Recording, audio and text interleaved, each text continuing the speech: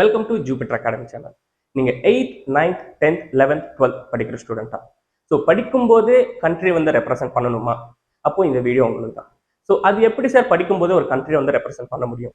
So பொதுவாக பார்த்தீங்கன்னா உங்களுக்கு ஒரு ஃபோட்டோகிராஃபி இல்லைனா வந்து வேறு ஏதாச்சும் காம்படிஷன் மூலியமாக தான் நம்ம வந்து ஒரு கண்ட்ரி வந்து ரெப்ரசென்ட் பண்ண முடியும்.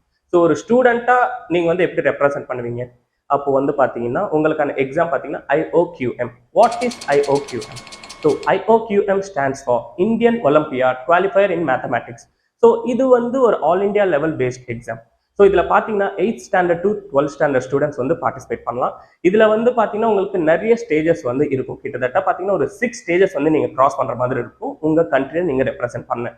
இது வந்து ஒரு ப்ரிஸ்டீஜியஸ் ஆன exam for students who have interested in doing mathematics. நீங்கள் ஒரு மேத்தமேட்டிக்ஸ் வந்து உங்களுக்கு ஒரு ஹாபியாக இருக்கலாம், இல்லை வந்து நிறைய சம்ஸ் வந்து உங்களுக்கு ப்ராக்டிஸ் பண்ணணும், இல்லைன்னா நிறைய சம்ஸ் உங்களுக்கு வந்து போட பிடிக்கும் பார்த்தீங்கன்னா இந்த எக்ஸாம் நீங்கள் வந்து எழுதலாம். So first stage of examination IOQM.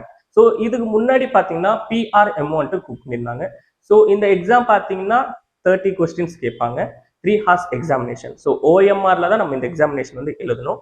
So இது வந்து இன்டர்ஜர் பேட்டர்ல தான் நம்ம கொஸ்டின்ஸ் இருக்கும். ஸோ இப்போ பார்த்தீங்கன்னா ஆன்சர் பார்த்தீங்கன்னா single digit to double digits இருக்கும், அதாவது 00 to 99 அங்கே வரைக்கும் உங்க ஆன்சர்ஸ் இருக்கும். OMR ஷீட்ல நம்ம மார்க் பண்ற மாதிரி இருக்கும். ஸோ IOQM எக்ஸாம் பார்த்தீங்கன்னா 2 லாங்குவேஜஸ்ல அவைலபிளா இருக்கும். ஒன்று வந்து ஹிந்தி, இன்னொன்று வந்து இங்கிலீஷ்.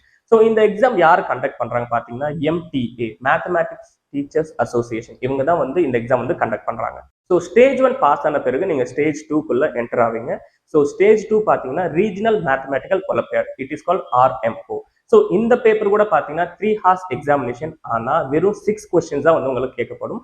ஸோ இந்த பேப்பர் கூட பார்த்தீங்கன்னா ஹிந்தி அண்ட் இங்கிலீஷ்ல வரும், இல்லைன்னா உங்களுக்கு ஏதாச்சும் ரீஜனல் லாங்குவேஜஸ்ல வேணும்னா அது கூட நம்ம செலக்ட் பண்ணிக்கலாம். ஸோ ஸ்டேஜ் 2ல பெஸ்ட் பெர்ஃபார்மிங் ஸ்டூடெண்ட்ஸ் தான் வந்து ஸ்டேஜ் 3க்கு வந்து ப்ரொமோட் பண்ணுவாங்க. ஸோ RMOலேருந்து INMOக்கு வந்து ப்ரொமோட் பண்ணுவாங்க.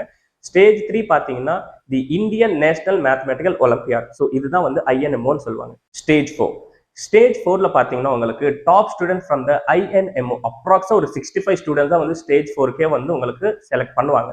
ஸோ IMOTC பார்த்தீங்கன்னா உங்களுக்கு international mathematical olympiad training camp. So அந்த 65 ஸ்டூடெண்ட்ஸையும் வந்து ட்ரைனிங் கேம்ப்க்கு வந்து இன்வைட் பண்ணுவாங்க.